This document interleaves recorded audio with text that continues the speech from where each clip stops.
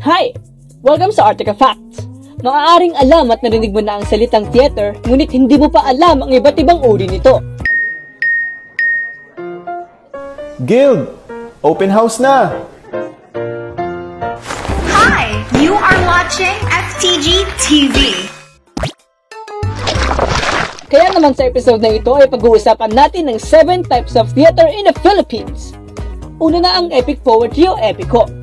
Ito ay nagpapakita ng buhay at paglalakbay ng mga bida o mga istoryang puno ng pagmamahalan. Isang halimbawa nito ay ang Biyag de Lamang. Sunod ay ang duplo. Nagmula ito sa panliligaw ng ating mga ninuno. Sa paglipas ng panahon ay nagbago na rin ito at naging debate na kung saan ang mga paksa ay mga kasalukuyang pangyayari. Dahil dito ay mas nakilala na ang duplo sa pangalang balagtasan. Pangatlo ay ang vaudeville. Hango ito sa salitang Ingles na binubuo ng iba't ibang musical numbers, comedic at dramatic skits. Ilan sa mga sikat na aktor dito ay sina Dolphy, Anita Linda at Atang de la Rama.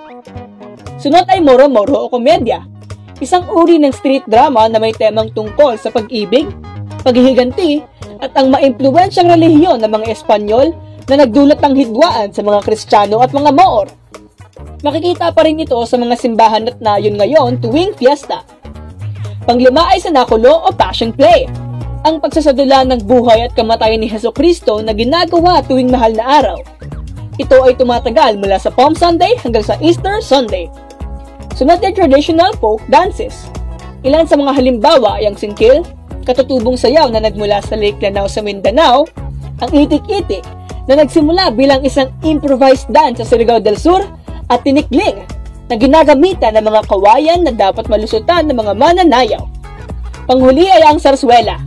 Nagsimula ito noong pananakop ng mga Espanyol at nagkaroon ng mga nasyonalismong tema na dahilan ng pagkaaresto ng mga manunulat na sina Aurelio Tolentino at Pascual Poblete. Ipinasara na ang mga sarswela theater company sa Pilipinas noong panahon ng mga Amerikano. Ikaw, anong type of theater ang pinaka nagustuhan mo? Share mo naman! At ayan, sana ay natuwa at natuto kayo sa episode na ito. At muli, takit sa susunod na episode. Artica pa? Artica Facts!